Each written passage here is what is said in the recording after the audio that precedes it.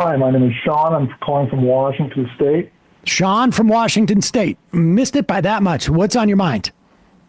Hey, thanks for taking my call. And I wanted to follow up on the conversation you guys had about the Supreme Court cases, the bump stock case, and then the Chevron deference case.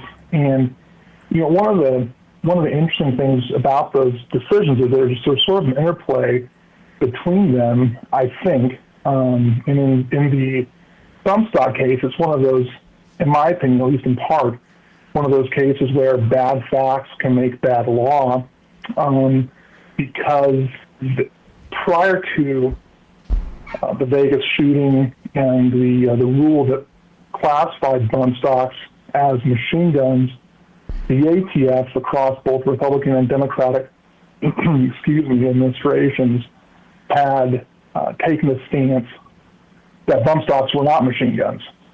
And so then the tragedy in Las Vegas happened, and the ATF changed its stance and adopts a rule classifying bump stocks as machine guns. And so, that sort of abrupt about face in response to this tragic event and sort of political pressure, I think is a bad fact. I think and it was focused on in the opinion. I'm not sure if it was a determinative fact, but it's this. We're giving deference to. Previously, we've been giving deference to an agency's interpretation of the statute. The ATF had taken this position that bump stocks weren't machine guns, and now this changes. It does a complete 180, right? And it just seems like how do we give deference to those sort of agency decisions that aren't really based on science? It's not like you can have a study that says, hey, this much lead in the environment is dangerous for you, because that's just, you can back it up with data. An agency decision or determination that a bump stock is or is not a machine gun, that the mechanics of the trigger have not changed, or the gun itself haven't changed, and so now you're just looking at it feels like you're looking at which way the political wind's blowing, and we've changed the definition to call it a machine gun now, and I think that was a really unfortunate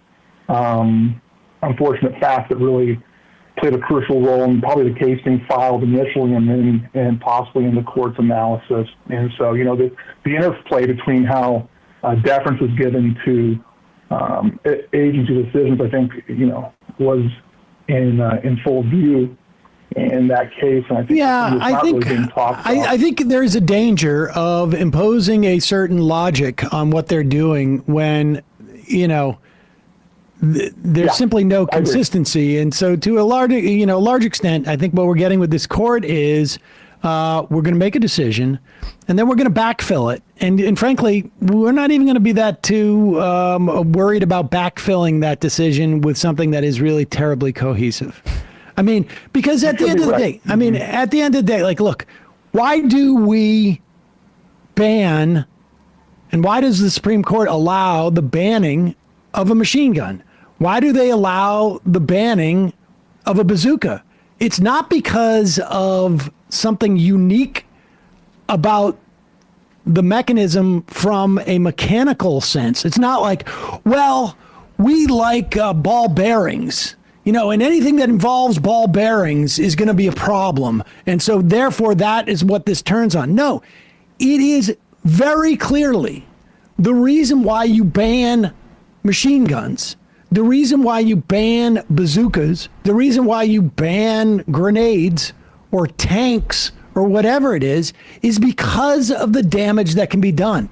And so when we find out that bump stocks actually can do a tremendous amount of damage in terms of human life, then it becomes clear they need to be banned. But the court decides to, again, like Elie Mystal said, look at it from the perspective of the gun. And there's nothing inherently wrong or ban-worthy of a specific mechanism except for what that mechanism does in the real world. And so that's the whole point. And of course they know this and they don't care, but appreciate the call. Yeah, thank you much. Hey, folks, don't forget to hit the subscribe button and check out our daily show. We do it every day at 12 p.m. Eastern for about 2.5 hours. We even take phone calls. You should check that out.